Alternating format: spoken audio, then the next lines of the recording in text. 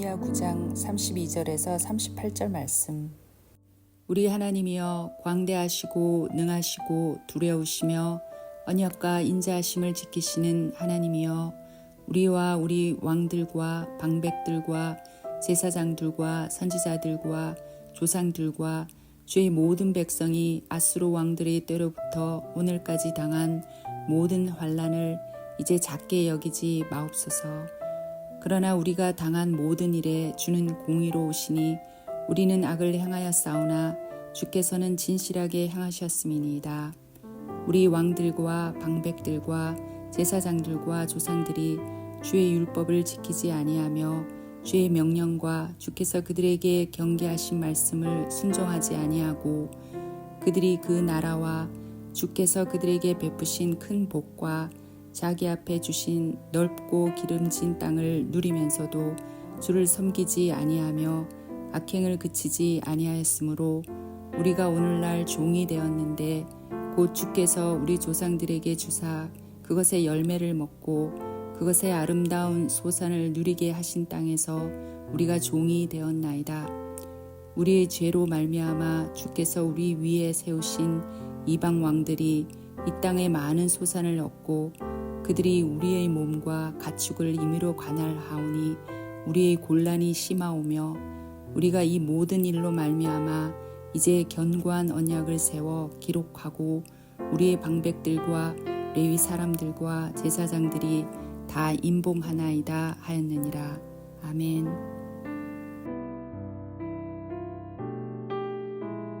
함께 기도하겠습니다. 하나님, 우리 삶의 영적 부흥을 허락하여 주옵소서. 그 영적 부흥을 통하여 다시 살게 하시고 다시 호흡하게 하시고 다시 주께 나아가기 원합니다.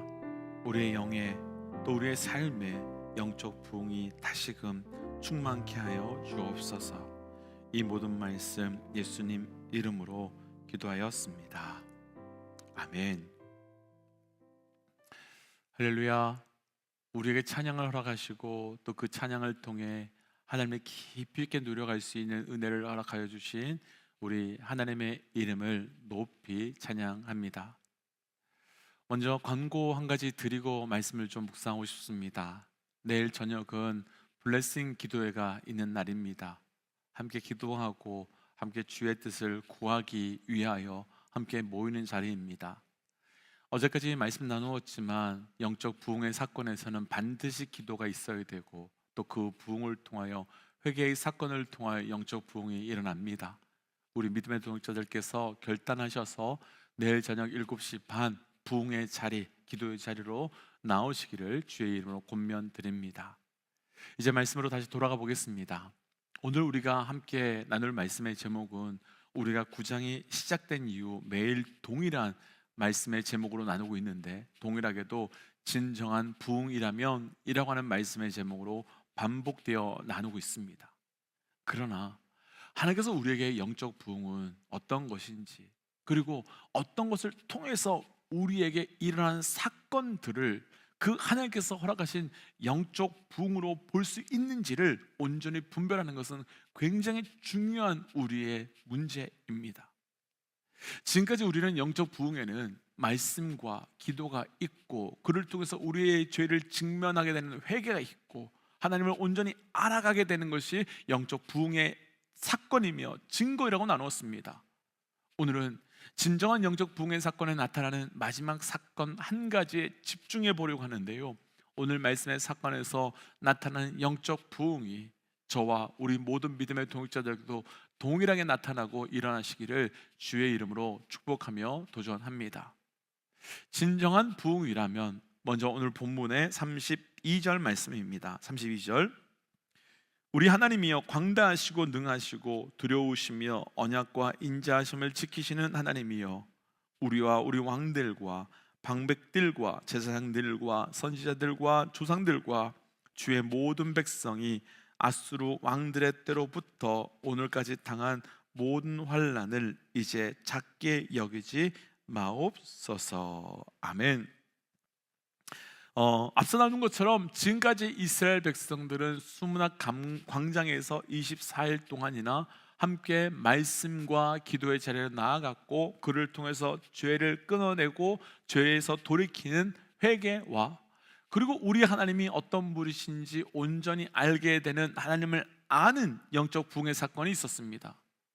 그리고 그 후 오늘 본문 32절의 첫 시작에서는 이들이 우리 하나님은 광대하시고 능하시고 두려운 분이시다라고 말하면서 하나님을 높이 찬양합니다. 그런데 사실 이 찬양은 9장의 마지막 장면에서만 나오는 사건이 아니라 9장 5절부터 계속해서 하나님의 이름을 높이며 경배하고 찬양하고 있습니다. 그래서 진정한 부흥이라면 그 부흥의 면에서 나누면 마지막 5번째 진정한 부흥의 증거는 바로 우리 하나님만을 높이며 우리 하나님만을 경배하는 찬양, 그 찬양이 바로 진정한 부흥의 증거이며 진정한 부흥의 현장에서만 나타나는 영적 사건인 것입니다.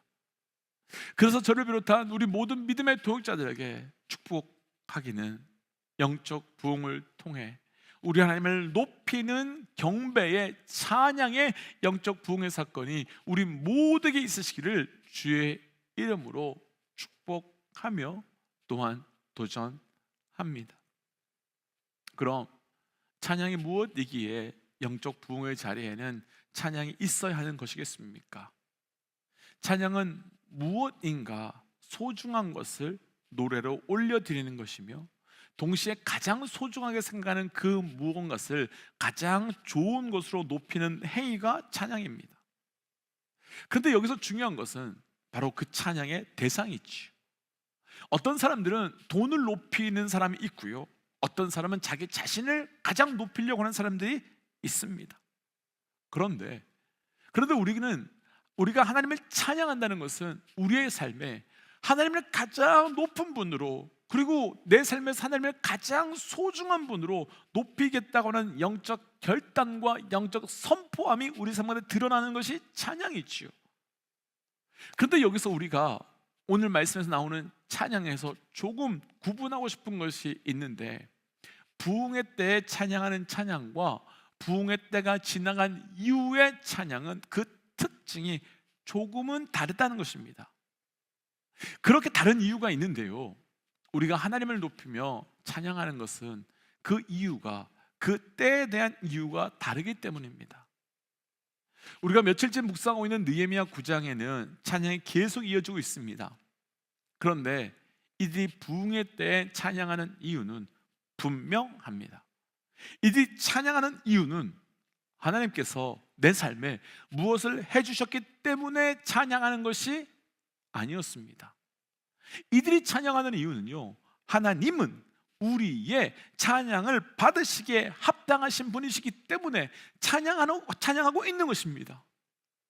그러니까 이들이 하나님을 찬양하는 것은 하나님 우리에게 무엇을 해주셨기 때문에, 무엇을 허락해 주셨기 때문이 아니라, 내 삶에 하나님이 어떤 일을 행하셨기 때문이 아니라, 우리 하나님은 영원부터 영원까지 계셨고 그리고 존귀하신 분이시기에, 또한 하늘과 땅 그리고 그 안에 있는 모든 만물들의 주인이 하나님이 되시고 모든 것을 하나님께 만드셨기에 운행하고 계신 분이시기에 그 하나님의 존재 자체를 찬양하고 경배하고 있는 것입니다.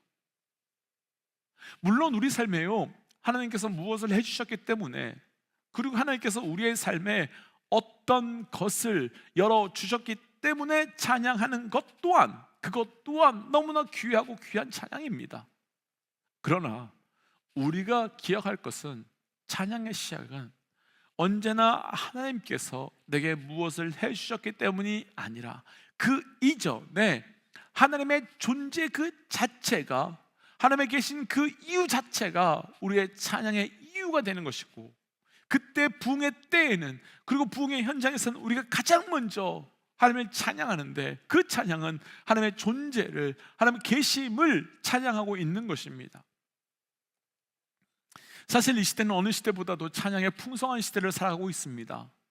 다양한 매체를 통해서 거의 모든 시간 어디서든지 쉽게 찬양을 들을 수 있지요. 그런데 많은 경우 정말 조심스럽지만 그 찬양이 하나님께 초점이 맞춰져 있지 않고 하나님께서 무엇을 해주셨기 때문에 감사하다고 하지만, 혹은 우리 인생의 아픔과 고통 가운데 우리의 아픔과 고통을 하나님으로 인하여 그냥 노래하는 찬양들이 참 많이 있습니다. 하지만 진정한 찬양은, 아니 적어도 부흥회 때 해야 되는 찬양은 하나님만을 높이는 것이며 하나님 되심을 감사하는 찬양, 그냥 하나님이 우리의 찬양의 이유가 되는 것입니다. 이런 측면에서 찬양이 우리의 삶의 영적 부흥인 또 다른 이유가 있는데요, 찬양은 하나님 앞에 우리 자신을 다시 이끌고 나아가는, 그리고 또다시 하나님 앞에 우리를 세우는 영적 도구와 통로가 바로 찬양이기 때문이며, 그래서 찬양이 우리 가운데 시작되었다는 것은 그 통로가 우리의 삶에 넓고 크게 열렸다는 것을 증거하기에 찬양이 우리의 삶의 영적 부흥의 통로이자 도구가 되는 것입니다. 우리가 한 주 동안 보았던 9장 말씀들은 그 찬양들로 백성들이 다시 하나님 앞에서 돌아가는 것을 볼 수 있게 되는데요, 7절 말씀을 보시면 하나님께서 아브라함을 택하셨다는 말씀으로, 그리고 또 내려가 보세요.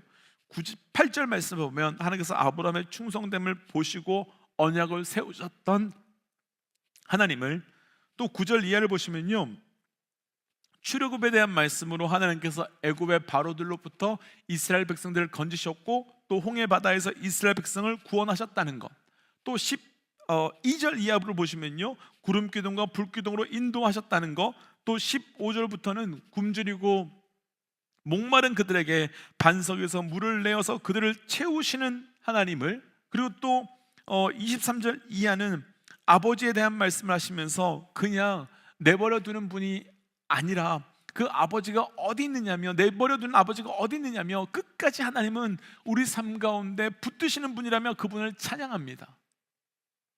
왜 이렇게 하나님이 어떤 분이신지에 대해서 이야기하면서 찬양하겠습니까? 이렇게 찬양함을 통하여 그 잃어버렸던 하나님을 다시 찾고, 잃어버렸던 하나님 앞으로 나를 다시 끌고 가고, 잃어버렸던 하나님을 다시 회복하기 때문이며, 그 찬양한 내용으로 동일하게 우리의 삶에도 역사하실 하나님을 기대하고 그것이 우리의 삶에 나타나게 될 것을 믿기 때문인 것이지요. 혹시 우리 믿음의 동역자들께서는 정말 힘들거나 완전히 무너졌을 때 정말 은혜 받은 찬양을 통해서 다시 일어나거나 회복되거나 혹은 다시 하나님을 회복한 경험들이 있으신지 모르겠습니다. 어떻게 찬양을 통해 다시 일어나고 회복되고 다시 하나님을 회복할 수 있는 것이겠습니까? 그 찬양이 나를 다시 하나님으로 인도하고 그 찬양이 다시 나를 하나님으로 끌고 나가기 때문이지요. 그래서 축복하고 도전하기는 우리의 삶의 찬양을 통해 영적 부흥이 시작되시길, 그리고 또한 영적 부흥의 자리에서 찬양을 통해서 주의 은혜를 누려가는 영적 부흥의 은혜가 있으시기를 주의 이름으로 축복하며 또한 도전합니다. 오늘 말씀에서는 찬양이 왜 우리의 삶의 부흥의 증거가 되는 줄을 보여주는 또 하나의 말씀이 있는데요, 9장의 마지막 말씀이죠. 38절 함께 좀 읽어볼까요? 38절입니다. 우리가 이 모든 일로 말미암아 이제 견고한 언약을 세워 기록하고 우리의 방백들과 레위 사람들과 제사장들이 다 임봉하나이다 하였느니라. 아멘. 말씀이 좀 어렵지요? 무슨 뜻일까요? 찬양을 드리는 것은 하나님을 높일 뿐만 아니라 그리고 우리를 하나님으로 끌고 나아가게 하지만, 그래서 동시에 찬양을 통해서 언약이 세워지고 그 언약을 통해서 내가 하나님 앞에서 어떤 존재인지 그리고 어떤 언약으로 살아가야 되는지 그 찬양의 자리에서 드러나게 되고 견고하게 되고, 그래서 다시 세워주신다라는 의미입니다. 하나님께서는 백성들이 예루살렘으로 돌아간 이후에 계속해서 선지자들을 보내주셨는데요, 그 이유는 딱 한 가지였습니다. 너희가 다시 언약으로 돌아오라는 것, 그 한 가지였습니다. 그러니까 하나님께서는 백성들을 향해서 너희는 나의 신부이며 나의 자녀된 자라며 끊임없이 말씀해 주셨는데 백성들은 부흥의 자리에서 다시 찬양을 하면서 우리에게 어떤 언약이 있었는지, 그래서 하나님께서 왜 돌아오라고 하는지, 그리고 동시에 우리가 어떤 존재인지를 보고 깨닫게 된 것입니다. 결국 진정한 부흥의 자리에서 찬양이 있을 수밖에 없는 이유는, 찬양은 하나님이 어떤 분인지를 떠오르게 하면서 그것으로 인하여 감사할 뿐만 아니라 하나님 앞에 내가 누구인지를 다시 기억하게 함으로 내가 어떤 존재인지, 누구인지, 내가 누구에 속했는지를 고백하게 만드는 것이 바로 부흥의 자리에 있는 찬양이라는 것입니다. 얼마 전에 올림픽 경기가 있었지요. 그리고 경기가 끝나고 나면 금메달을 딴 선수들이 속한 나라의 국가가 연주됩니다. 그런데 하나같이 공동적인 것은, 각 나라의 국가가 연주될 때면 그 나라에 속한 선수들은 대부분이 눈물을 흘리면서 감격한다는 것입니다. 그런데 그 옆에 금메달을 딴 선수보다 더 힘들게 은메달을 딴 선수가 있고, 또 금메달을 딴 선수보다 더 사연이 있는 동메달을 딴 선수가 있지만 그들은 그 노래를 들으면서 울거나 감격해하지 않습니다. 왜냐하면 그 연주되고 있는 국가는 내게 아무런 의미가 없기 때문입니다. 우리가 찬양한다는 것은요, 그리고 우리가 찬양에 반응한다는 것은 우리가 하나님 나라에 속한 백성임을, 그리고 우리가 하나님께 속한 사람임을 증거하는 증거이며 약속이기에 그 찬양은 우리에게 부흥의 증거가 되는 것입니다. 그래서 축복하기를 우리의 삶의 찬양을 통해 우리를 향한 하나님의 약속을 누릴 뿐만 아니라 우리가 하나님께 속한 백성임을 누려가시기를 다시 증거로 삼으시기를 주의 이름으로 축복하며 도전합니다. 그래서 이 시간 이렇게 기도하고 싶습니다. 하나님, 내 삶에 온전한 영적 부흥을 허락해 주옵소서. 그리고 찬양을 통해 내 삶의 깊은 영적 부흥을 누리게 하시고, 그를 통해 다시 일어나는, 다시 시작하는 영적 은혜를 허락하여 주옵소서라고 함께 기도하겠습니다. 함께 기도할까요? 하나님, 내 삶의 찬양의 은혜를 허락하여 주옵소서. 하나님, 내 삶의 그 찬양을 통해 다시 일어나고 다시 살고 다시 호흡하게 하여 주옵소서. 하나님, 내 삶에서 그 찬양을 상실하지 않게 하시고 찬양을 통한 놀라운 영적 은혜가 우리에게 증거되어 나아갈 수 있도록 인도하여 주옵소서. 하나님, 내 삶에 찬양을 허락하여 주심에 감사합니다. 하나님, 그 찬양을 허락하여 주심이 내 삶의 은혜이며 증거이며 또 부흥의 힘입니다. 하나님, 찬양함을 통하여 하나님을 더욱 알게 하시고, 찬양함을 통하여 내가 누구에게 속했는지를 분별함으로 하나님 온전히 반응하는 영적 부흥이 있게 하여 주시옵소서. 이 모든 말씀 예수님 이름으로 기도하였습니다. 아멘. 사랑하는 믿음의 동지 여러분, 찬양에 감격한다는 것은 내가 하나님 나라에 속해 있음의 증거입니다. 그 증거로 찬양하시고 경배하시고 누려가시기를 주의 이름으로 축복하며 도전합니다. 함께 선포하고 삶의 자리로 또 기도의 자리로 나아가지요. 함께 선포하겠습니다. 하나님은 살아계십니다. 아멘. 승리하십시오. 함께 기도하겠습니다.